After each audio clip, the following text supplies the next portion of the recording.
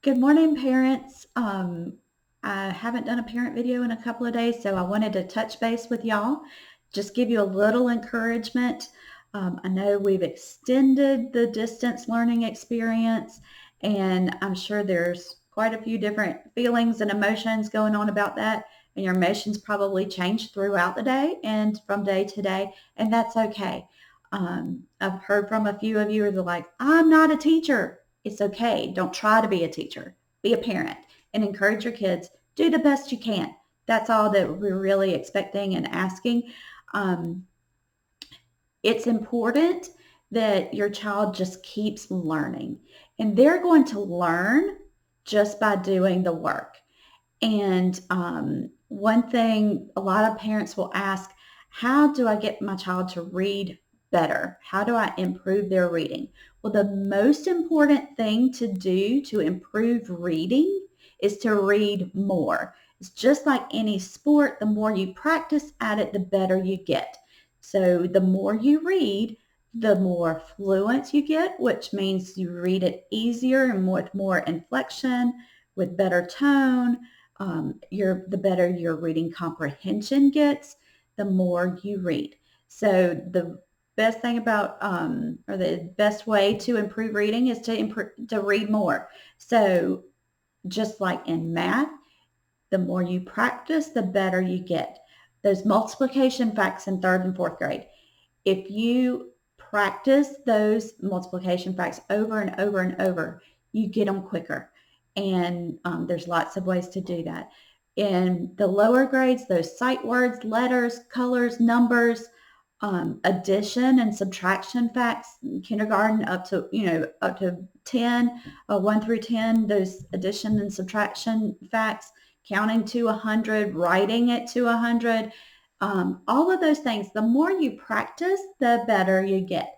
So you don't have to be a teacher to encourage your kids in those areas. So just be encouraged. It's okay if it's not perfect, and it's fine.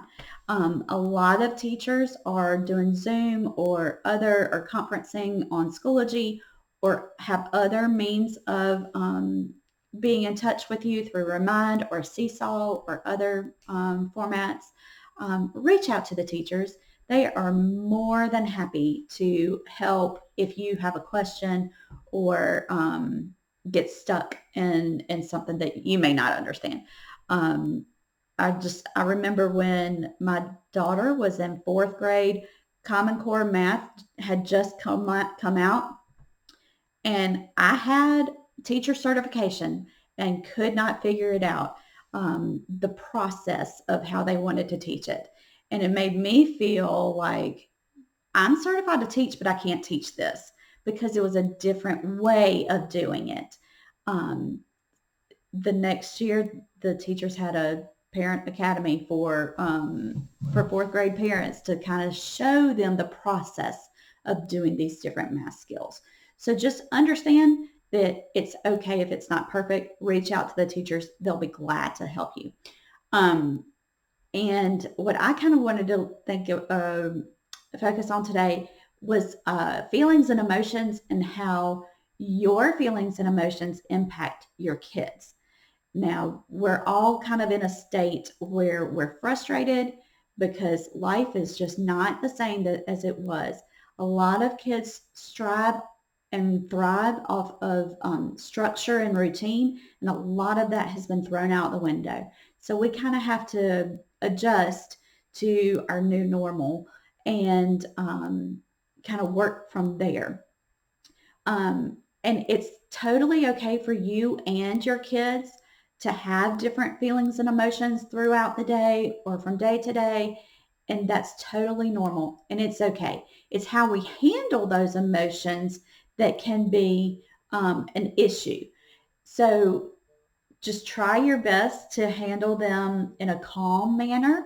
If it means just walking out of the house for just a second, that's fine. I have a great little tool that I have at school, and I loved it so much I got one for home. It's called My Moods, My Choices Flip Book. I ordered it off of Amazon. This is the small one. I've got the larger one at school, But honestly, I needed it for home too. I needed it for my kids and my family. Um, but the best thing about it is we have an emotion here. And then on the back, it tells us how we can different positive ways to deal with those emotions. So I wanted to kind of share a couple with you today. The first one was bored. I'm wondering how many of you have heard I'm bored since we've been stuck at home for a couple of weeks now. Well, here's some things that, some different ways that we can fight boredom. We've got, try the following: play a sport, read a book, draw pictures, play a board game, listen to music, and work on a puzzle. All of those things are great things for family bonding, basically, and strengthening your family. We've kind of been given a gift of time without all the distractions that we typically have. And we can greatly use that to strengthen our family. And all of these things we could do as a family. You can go outside and play catch, play baseball, play kickball, soccer, whatever your family enjoys. You are welcome to and encouraged to go outside and play a sport. Maybe sports isn't your thing, and that's okay. Maybe play a board game, do a puzzle. All of those things are actually really great for our kids because it builds social skills, it builds critical thinking skills, problem solving skills. All of those things are great for our kids and our family. So the next one I have is, I'm feeling disappointed. A lot of us are disappointed because our baseball season, soccer season have been canceled.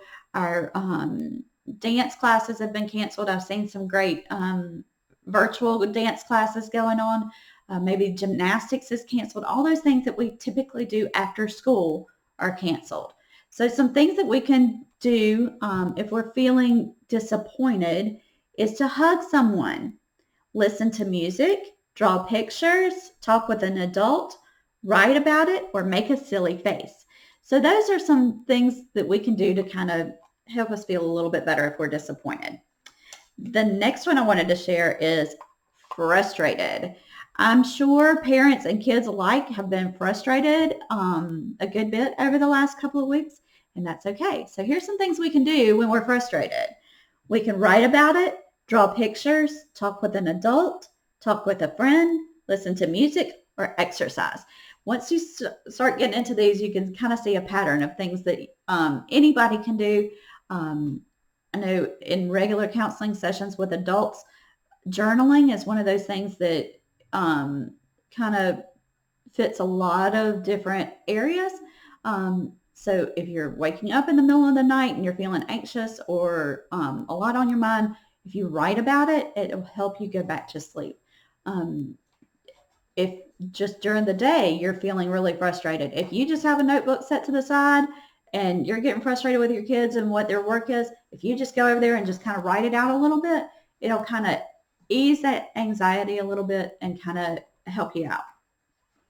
The other one that I wanted to share is I'm feeling scared, because a lot of the kids, especially the younger ones, don't understand why we're not in school, why we can't go see friends, why we can't see grandma and grandpa, those types of things. I did a video just a few minutes ago with the Read Aloud for Invisible String. It's a great book when it talks about missing people. So feeling scared, we can turn on a light, talk with an adult, hug your stuffed animal, make a silly face, draw pictures, and write about it. So those little guys that maybe aren't able to write yet, draw a picture about how you're feeling. And a lot of them will enjoy that. So I hope some of these things helped with what you're feeling and what the kids are feeling and how we can deal with those things. All right. Until next time, y'all have a great day.